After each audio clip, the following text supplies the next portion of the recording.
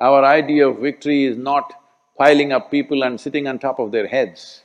Our idea of victory is to obliterate ourselves, to dissolve ourselves, because this is a land of devotion. So, here we are.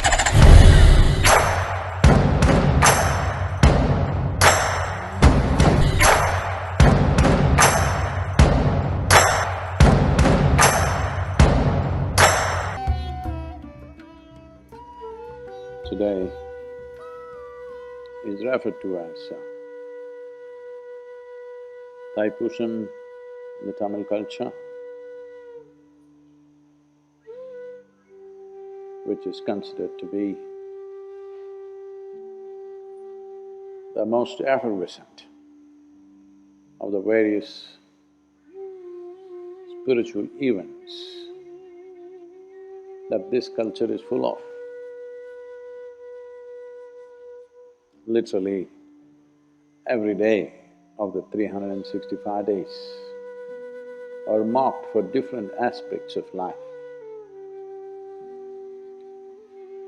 But this day,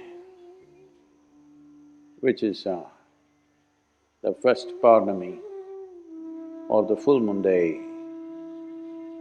post-solstice, after Sankaranti, the first full moon day is called as Thaipusam. Largely in the country, in the larger part of the country, it is known as the Dhanya Purnami. Dhanya means it is a full moon of fulfillment. In many ways, because of the nature of what happens on this planet in relationship with the sun, this is considered to be the most generous full moon of the year. When I say generous, one who knows how to get the best out of life, one who is seeing how to make this life in the best possible way. One will attain to maximum amount of, or one will reap maximum harvest at this time. So it's called as Dhanya Purnami, the full moon of fulfillment. The moon has already come up in a glorious way. There are many things connected with this. This is considered also in southern India largely. For ages, people always saw this as a day to develop instruments of victory, that which brings you victory, success in material world, in the emotional world, and in the spiritual world. This is the day when one horns their instruments, which will bring success or victory in these different dimensions. The legend goes out to say that it is on this day that Parvati gave the veil or the spear to Skanda, who is known as Muruga in the south. He is Skanda, he is Kumara, he is Subramanya and he is Muruga. Different geographies called him differently, but started as Skanda. So with this instrument or with this weapon of a spear, he got the fame of being the greatest warrior ever. Fought across the subcontinent. It is said he went beyond the present borders of what we call as Bharat, because his name reverberated in the Persian culture as Iskandar. Went further north up into Central Asia and become Iskandar.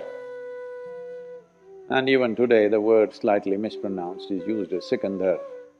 somebody who is victorious over everybody, who becomes an emperor of all the rulers, but never held a kingdom. He only fought battles because he was committed to annihilating injustice. The boy was angry and when somebody of immense capabilities and hugely blessed becomes angry,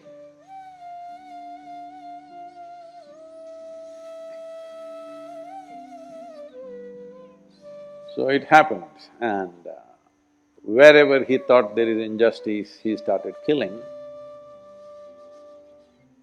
Well, literally his adolescence and youth, as a youth, he largely killed people. We don't know how many, but across the subcontinent he did, and he also went slightly out. Then he realized what is justice and what is injustice is not always an absolute. It's a question of perspective most of the time. Then he realized that somewhere deep inside, the fury of who he was is seeking revenge in the form of justice. When you go after somebody thinking you will serve justice, they will only experience it as revenge. So I'm not trying to say there is no justice at all, but there isn't.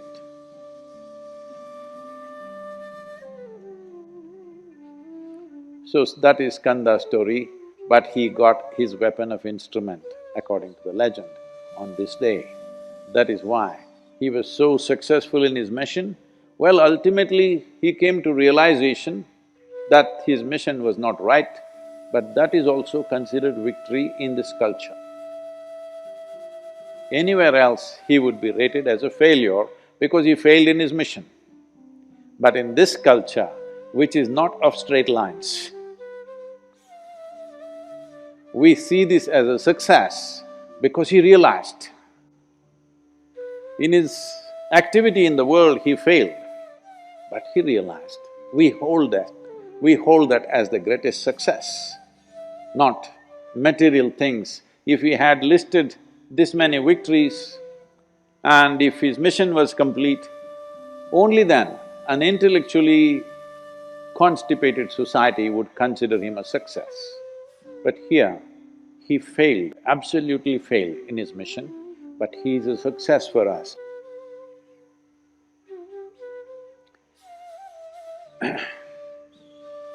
This is a day which is considered as the best day to start one's pilgrimage. Pilgrimage always meant a journey in which you'll obliterate yourself. Once again, our idea of victory is we are obliterated. Our idea of victory is not piling up people and sitting on top of their heads. Our idea of victory is to obliterate ourselves, to dissolve ourselves, because this is a land of devotion. The object of devotion is only dissolution. We may use another object as a means to dissolve, but the fundamental objective is to dissolve. Well, does it mean to say this is a culture committed to failure? No. Because within the framework of one's intellect, if one sits there, one sits here, one sits here, you would think, he is low, this is medium, this is high. But we always understood in this culture, the planet is round and it's spinning. Your ideas of what is low, what is medium, what is high, you're totally messed up in your head.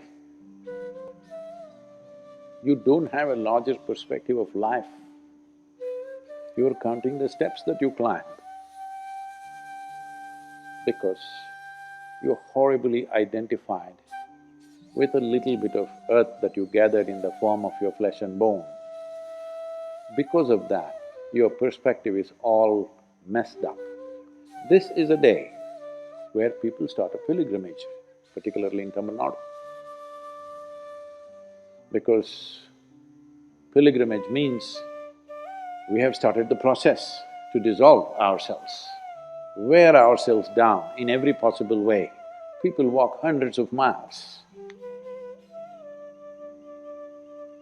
There is still a vibrant culture of pilgrimage here, that people walk hundreds of miles to get to generally to the Murugan temple in Tamil Nadu, but various kinds happening across southern India.